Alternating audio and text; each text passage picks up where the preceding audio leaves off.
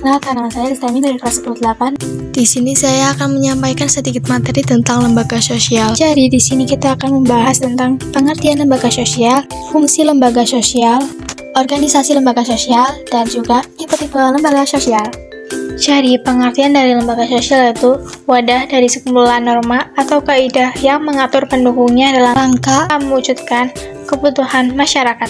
Selanjutnya ada definisi lembaga sosial menurut para ahli. Yang pertama, ada Paul Horton dan Castor Elhan. Sistem norma-norma sosial dan hubungan-hubungan yang menyatukan nilai-nilai dan prosedur-prosedur tertentu dalam rangka memenuhi kebutuhan dasar masyarakat. Yang kedua ada Peter L. Berger. Suatu prosedur yang menyebabkan perbuatan manusia ditekan oleh pola tertentu dan dipaksakan bergerak melalui jalan yang dianggap sesuai dengan keinginan masyarakat. Ketiga, Mayer Polak. Suatu kompleks atau sistem peraturan-peraturan dan adat istiadat yang mempertahankan nilai-nilai yang penting. Keempat, ada Konjaran Ningrat. Suatu sistem tata kelakuan dan hubungan yang berpusat kepada aktivitas untuk memenuhi kompleksitas kebutuhan khusus dalam kehidupan manusia. Dan yang kelima ada Sarjana Sukanto, himpunan norma dari segala tingkatan yang berkisar pada suatu kebutuhan pokok dalam kehidupan masyarakat.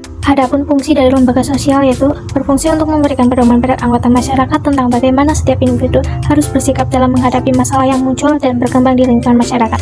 Fungsi yang kedua adalah untuk menjaga keutuhan masyarakat yang saling berhubungan atau bersangkutan.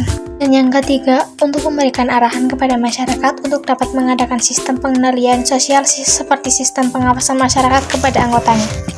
Selanjutnya kita akan membahas tentang organisasi lembaga sosial. Lembaga sosial memiliki beberapa organisasi, yaitu yang pertama, lembaga perkawinan. Contohnya, kantor usaha agama atau KUA. Yang kedua, lembaga pendidikan. Contohnya, perguruan tinggi, SMA, SMP, dan SD. Dan lembaga agama. Contohnya, masjid, gereja, pura, vihara. Dan lembaga pemerintahan.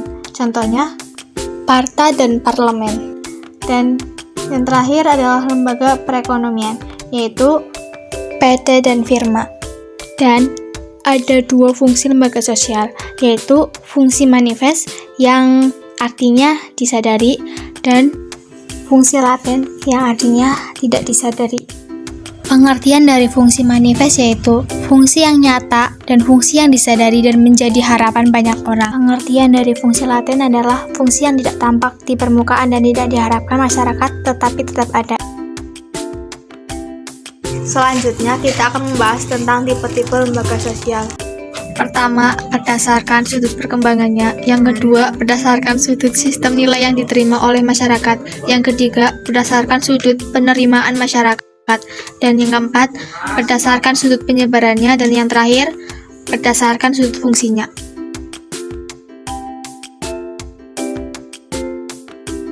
Itu saja materi yang saya dapat sampaikan. Kurang lebihnya mohon maaf. Terima kasih.